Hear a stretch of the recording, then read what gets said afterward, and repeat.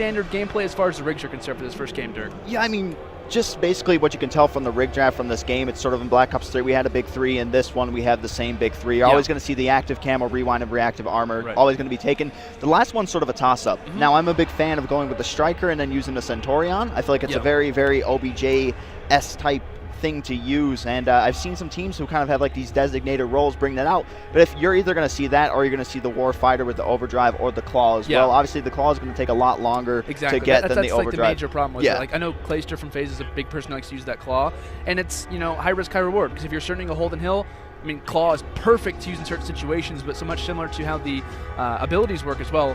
It takes a lot longer to earn. Granted, you might get more kills with it, but it's kind of like a percentage, you know, type of basis what you're going to be going off for it. So yeah, so that's just one of the things. I mean, Overdrive can be very beneficial in this one as well, especially getting into those gunfights. It's kind of bobbing and weaving back and forth. And then just kind of looking at the traits, everything just kind of staying the same. You're going to see propulsion used on the rewind. It's something that brings up a little bit of controversy between players. So we're going to see that in use, basically what that's going to do. Spider-Man. Basically, you're just going to be flying through the sky. It's going to be very hard to take down those players if they do get up high enough. And then the shockwave's going to be used as well. Basically, just going to be able to get a big melee down on a player. You pull a Tim Tebow. You just go like, it's like a miniature Call of Duty Hulk smash. But like we said, we are hopping straight into this game. We're going to jump on board with the side of Rise to start off this one. Like we did bring up too, the weapon draft going to be out of the game. So you're just going to see a lot of the regular. You're going to see the OSAs and the K-bars, and occasionally you're going to be seeing maybe an MV4 we brought out depending on a certain hill. Absolutely. So, of course, for those who don't know, I'm going to go over the maps really quickly. We'll be having Hardpoint Breakout, S&D on Retaliation, Uplink on Frost, Hardpoint on Throwback, and if it goes all the way to GameFi, which I hope that is possible, it will be S&D on some scores. So without further ado, it's time to hop into the game. Obviously, Rise Nation going up against Team Revenge. It should be a fantastic match to watch here. Yeah, it definitely should. So we're going to start on board with Aqua, and like we said, bringing out this MV4 right here is just going to try to get this top control, but Mox is going to be able to win that gunfight. Now it's all going to go down. This hill did change with the most recent update, so instead of being inside the hut, it's actually going to be on top, but still, the main strategy of this hill stays the same. You can kind of control both sides. Personally, in my opinion, I like the teams control the security side and make them try to get that spawn trap going on the stairs. I think it is very, very effective, but then that comes with a cost as well, just trying to rotate in time to make that happen. Hill currently going in favor of this Revenge side right now. We're going on board with Weeks.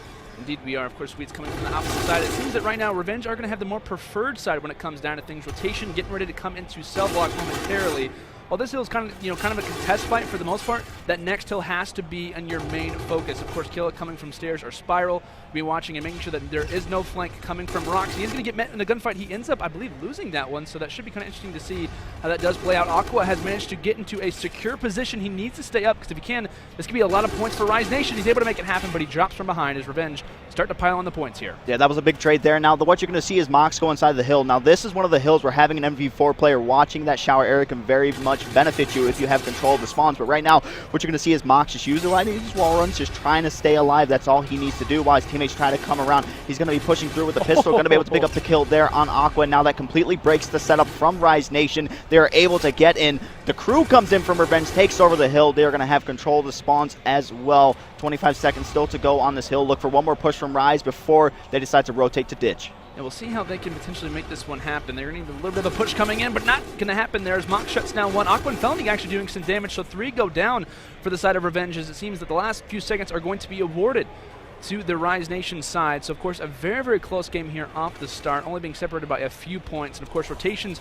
getting ready to come in here, potentially over toward Graves, really whatever you want to call it, but that rock positioning going to be very, very big as Aqua was able to win the gunfight over on Killa. And actually, again, Rise Nation rotate. They get last few seconds of the previous hill, and they're also here for the rotation. That is big points that are being awarded. A major mistake on the side of Revenge. Yeah, one thing here from Rise is you kind of have to make a decision. Do you just want to keep fighting from the side that you're on, or do you want to push through and push out both sides and make them spawn out in showers? That's a more beneficial thing to do. Obviously, controlling this cave side is going to benefit you as you rotate to the next hill, but it looks like they're perfectly comfortable with this, and it's paying off. 64 and 30 to 39. Score rising currently for Rise Nation. The break is finally going to come in. Like we said, Mox, the young gun, 10 and 3 right now, currently on a 3-kill streak, trying to work his way towards that Trinity Rocket. And one thing that I really like about Mox is he's obviously leading the entire lobby right now, 10 and 4. Probably the only reason my Team Revenge is as close in this game as they currently are is rotations. Weeks is already coming, kind of keeping that in mind over toward commissary. commissary. But one thing I really like about Mox is it seems like the young guns don't really, or amateurs in the scene don't really know too much about communication. Kind of they have the gun skill, but when the communication it kind of lacks. One thing I really like about Mox is how willing he is to communicate. He's a very vocal guy, and he's on a group of veterans. So that's not always an easy thing. I think he's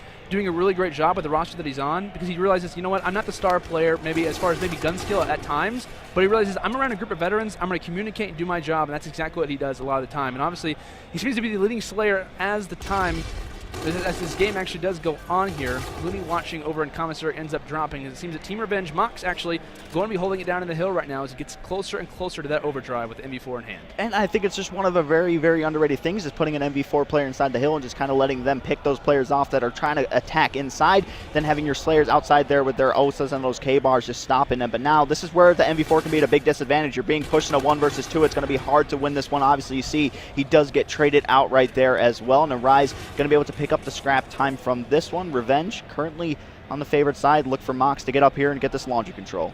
So it looks like after the first half, it will be a little bit of a lead for Rise Nation. I say a little bit, of course, pretty decent lead when it comes down to it, nearly about 40 seconds, basically an entire hill. But when we know about Breakout, your rotation's on point, you can absolutely take over a game, as Looney seems to be going on a little bit of a spree here. I didn't even realize 15-8 as he's taken over the lobby as far as kills are concerned. And that was one thing that we were interested to see with Rise Nation. Of course, like I said, previous players who played for the Team Revenge organization end up actually being runners-up at CON Champs back in AW, as far as obviously Facento and Aqua are concerned. But one thing I really like about what the addition of Looney brings is he is a great communicator. And that's one thing that I've seen with the new LG team, which obviously, end up kind of changing, being a roster swap there, was that LG even realized whenever they formed the roster, they're like, we don't really have that great communication. Like, Looney is that guy who was kind of constantly letting out comms, keeping us calm and kind of being the major team captain that he needs to be.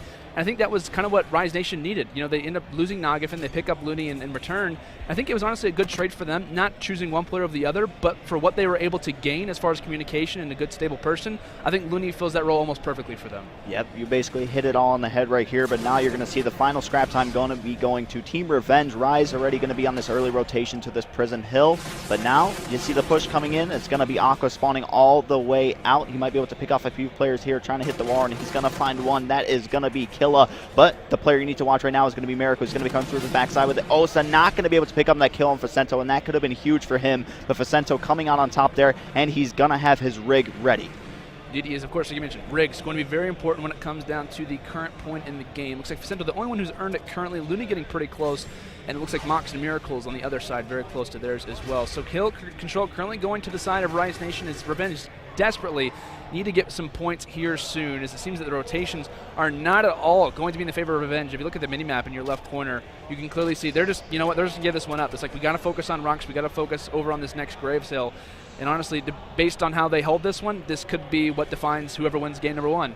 Despite the fact that Revenge has quickly fallen behind, and as Wheats is gathering up kills here and there, he's got to realize the rotations are going to be coming from the opposite side. So with that in mind, Revenge, this could be kind of in some ways game one, or a win or a loss, because they've got to hold this one down. They've got to get a full 60. Yeah, it definitely has, and they're kind of going with that strategy, pushing out of both sides, but it's not going to be working. And the players from Rise are going to be flooding in, picking up all these crucial kills, and just like that, they're going to have a break. So let's see what they're going to be going with here. You're just going to have Facento laying down the hill, trying to pick somebody off. He does have that rewind if he does opt to use it as well. Aqua getting near to those payloads as well. So this is where you're going to see in the game a lot of these circles are going to start glowing gold. That's when you're going to start to see a lot of these come out. But right now, Rise is just doing everything perfect by the book. These past 3 hills that they have played on, they've been able to dominate. They've been able to rotate early. They've been able to win those crucial gunfights to control the spawns throughout this entire game. Right now, you're going to see Facento hit the rewind, and just like that, 210 to 93, trying to put Revenge in the 100-point club. And streaks are earned as well. And I believe in that rotation, I think it was actually Mox who ended up using his overdrive just to rotate